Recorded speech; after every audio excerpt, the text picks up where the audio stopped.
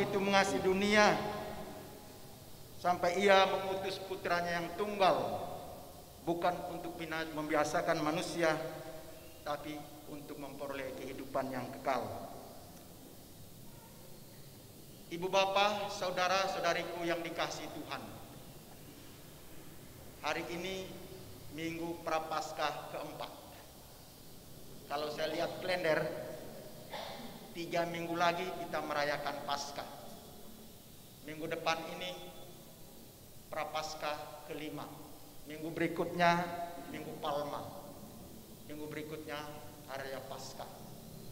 3 minggu lagi. Pertanyaan untuk kita renungkan bersama, apakah saya sudah siap untuk bangkit bersama Yesus? Adakah tanda-tandanya sekarang bahwa nanti saya bisa mati dan bangkit bersama Yesus? Itu bisa dilihat dan kita sendiri yang bisa menjawabnya, bukan orang lain. Orang lain bisa mereka-reka,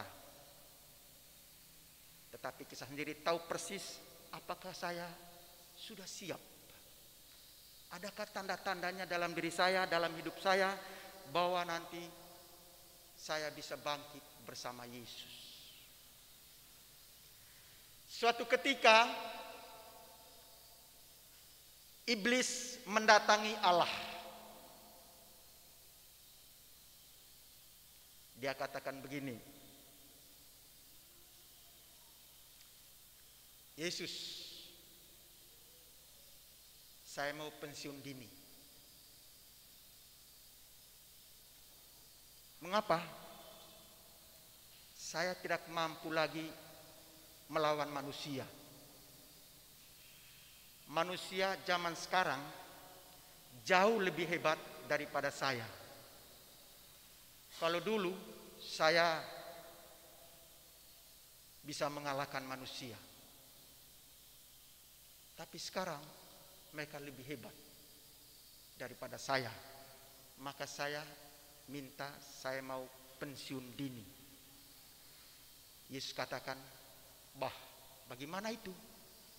Tidak ada lagi lawan saya nanti. Hanya kamulah lawan saya yang tangguh. Jadi kalau kamu pensiun dini, tidak elok lagi perjuangan kerja keras ini kalau kamu mengundurkan diri atau minta pensiun dini. Marilah kita terus bertaruh siapa lebih kuat antara saya dan kamu. Disitulah seninya perjuangan. Ceritanya sampai di situ saja.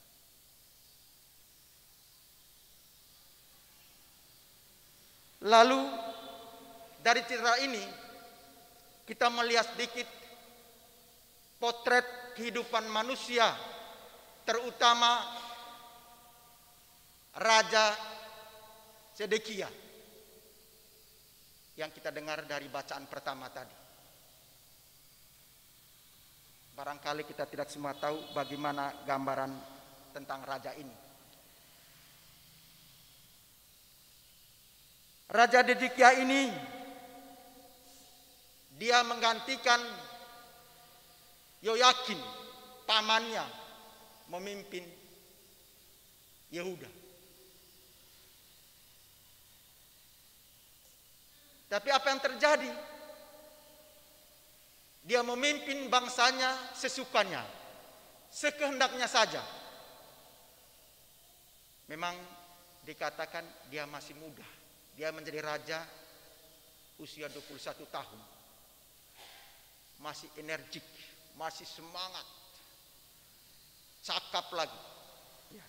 Tapi sayangnya dia tidak mendengarkan perintah Tuhan. Perintah Yahweh.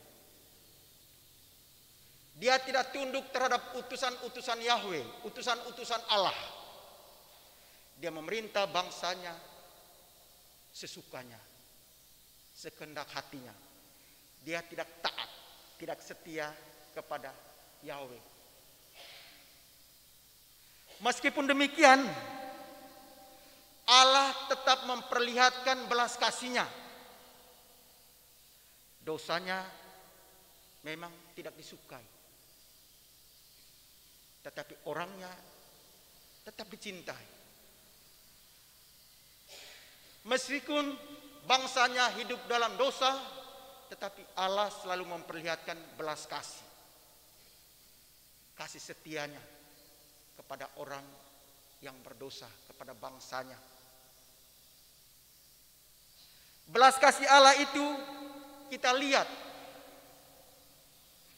dalam bacaan Injil, apa yang dikatakan di sana.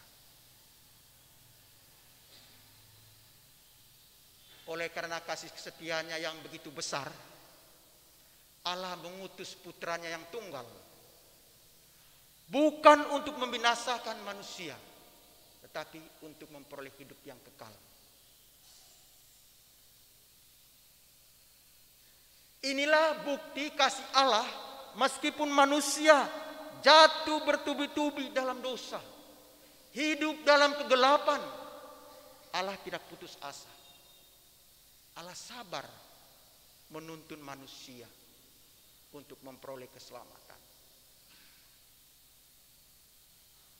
Lalu bagaimana dari pihak manusia sendiri? Apakah manusia sungguh percaya kepada Allah yang hadir dalam diri Yesus Kristus, yang memilih jalan salib untuk menghantar manusia sampai pada keselamatan? Kasih Allah itu hadir dalam diri Yesus Kristus. Dalam Injil ditampilkan seorang tokoh, Nikodemus.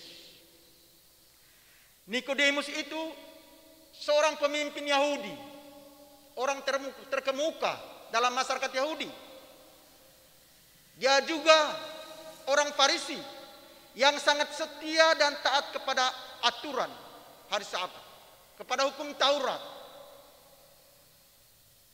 Tetapi diam-diam dia datang kepada Yesus malam hari.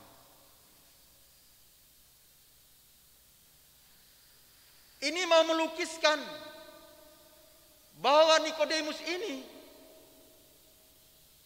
meskipun dia pemimpin masyarakat Yahudi, orang Farisi yang kadang-kadang melawan Yesus dalam pelayanan Yesus, seorang guru yang terkenal, tapi dia juga percaya kepada Yesus meskipun malam hari dia datang kepada Yesus. Ada tanda-tanda yang memperlihatkan bahwa Nikodemus mau bertobat. Percaya kepada Yesus meskipun tidak terang-terangan dikatakan malam hari adalah indikasi awal bahwa dia ingin bertobat. Dia menaruh harapan, dia percaya kepada Yesus. Ada tanda-tanda untuk mendapatkan keselamatan.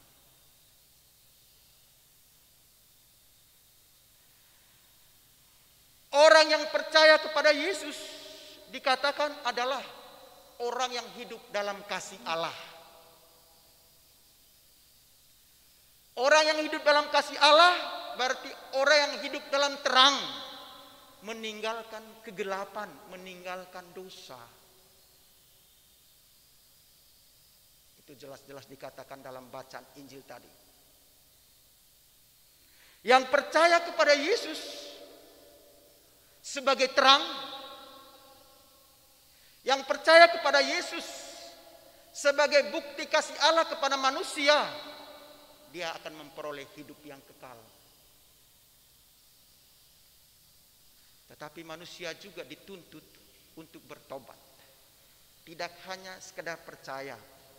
Saya percaya, tetapi tidak nampak dalam hidup sebagai orang yang percaya pada Yesus.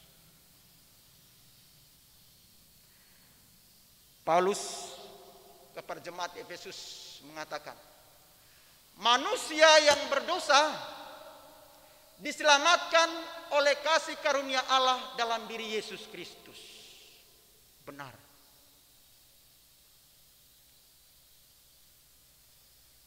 Tetapi kita juga dituntut untuk bertobat. Untuk hidup dalam terang. Untuk hidup dalam kasih karunia Allah. Apa itu? Sebagai contoh, selama ini suami istri tidak setia satu sama lain. Awalnya begitu semangat mengungkapkan, mengikrarkan janji setia. 1-2 tahun masih semangat, masih romantis. Mungkin mulai 5 tahun ke atas romantis semakin kurang. Kesetiaan itu sedikit mulai luntur. Tidak saling mendengarkan. Semakin lama, bertahun-tahun semakin bosan hidup bersama sebagai suami istri. Tidak lagi memperlihatkan kesetiaan satu sama lain.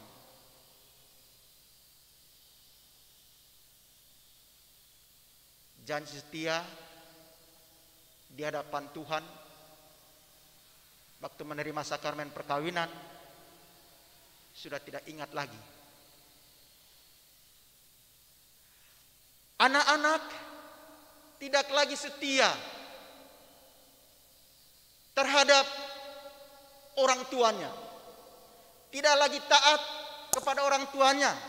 Sering kita mendengar, membaca, melihat berita ada anak yang membunuh orang tuanya, melawan orang tuanya, melupakan orang tuanya, tidak tahu berterima kasih kepada orang tuanya. Orang tuanya membiayai dia, merawat dia, membesarkan dia, membiayai ia hingga tamat, tapi tidak tahu berterima kasih. Ini juga suatu bentuk ketidaksetiaan. Bahkan dia melawan orang tua, tidak tunduk kepada orang tua.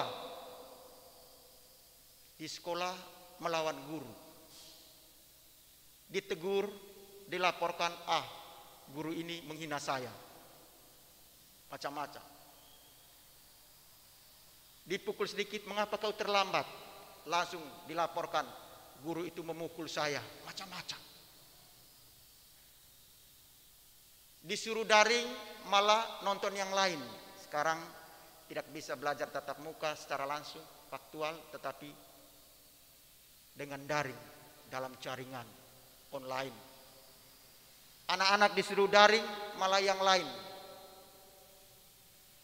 Begitu ujian, nilainya di bawah standar.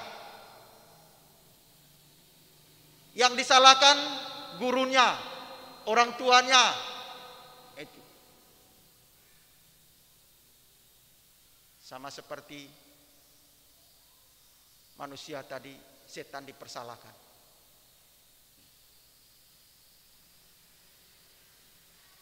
Lalu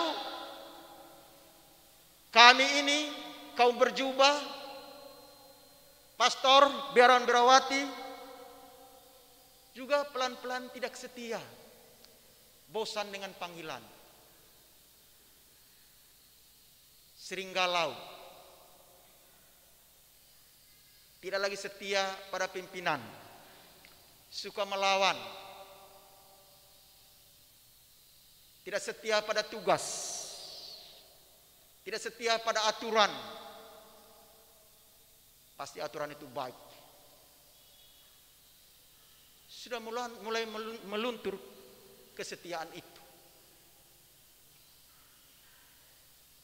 Juga tidak setia terhadap gereja. Hanya persoalan sedikit, meninggalkan gereja begitu gampang. Mereka pikir di tempat lain nanti tidak ada persoalan.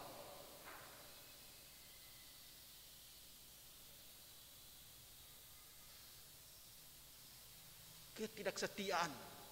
Lebih dari itu adalah ketidaksetiaan pada Tuhan. Di satu sisi kita mengakui bahwa saya orang beriman, orang Katolik, Dalam nama Bapa dan Putra dan Roh Kudus. Amin. Selesai. Ini rosario. Bukti sebagai orang Katolik. Tapi hidup kita, kata-kata, sikap dan tindakan kita tidak memperlihatkan bahwa kita sungguh-sungguh sebagai orang beriman dalam gereja Katolik. Sensus Katolikusnya, perasaan kekatoliknya sudah mulai menghilang. Kesetiaan terhadap gereja sudah mulai luntur. Hanya karena persoalan-persoalan yang sepele. Hal-hal seperti inilah, terutama ketidaksetiaan inilah, kita renungkan dengan baik di Minggu Prapaskah yang keempat ini. Apakah saya masih setia kepada Tuhan saya? Masih setia pada gereja? Apakah kami masih setia dalam hidup berkeluarga? Dalam hidup bermasyarakat? Dalam hidup bergereja? Dalam hidup berbangsa dan bernegara? NKRI, harga mati katanya.